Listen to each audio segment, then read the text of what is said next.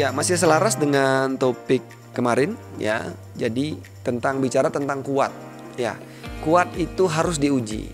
Apakah saya ini sudah cukup kuat dengan kehidupan atau dengan cara saya menghadapi masalah, menghadapi beban, tanggung jawab hidup?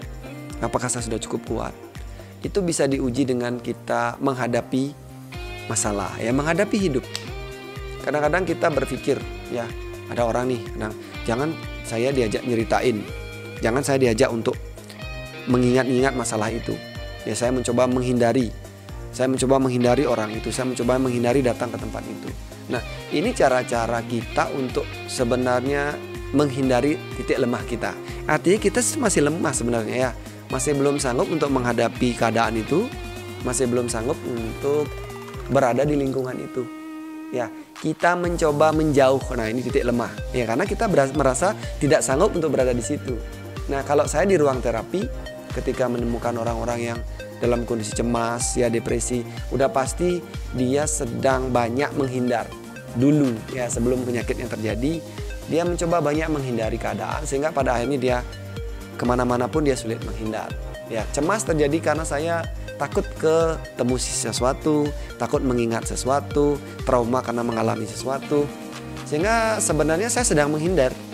Ya, ibarat gini nih, saya punya barbel, ya, beban.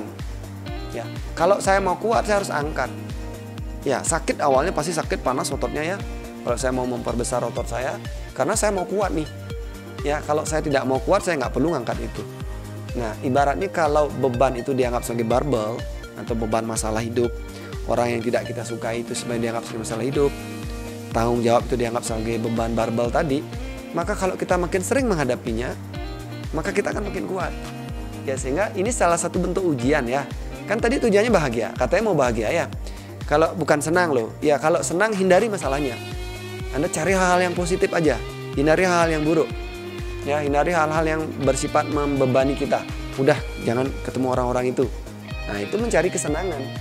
Ya, tidak kekal pastinya, ya, karena pasti akan ketemu lagi orang yang serupa. Bagaimana kita menghindarinya? Nah, sehingga kalau kita belajar untuk bahagia, berarti kita belajar menghadapi itu, sehingga kita makin kuat menghadapinya.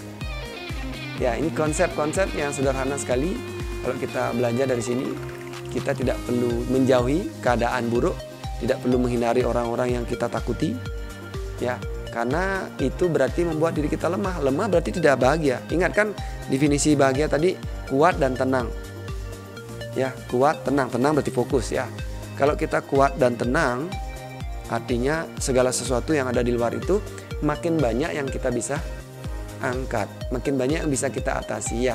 Tenang berada di titik yang orang tidak tenang, balance, ya, seimbang. Maka di situ kita akan menemukan kekuatan.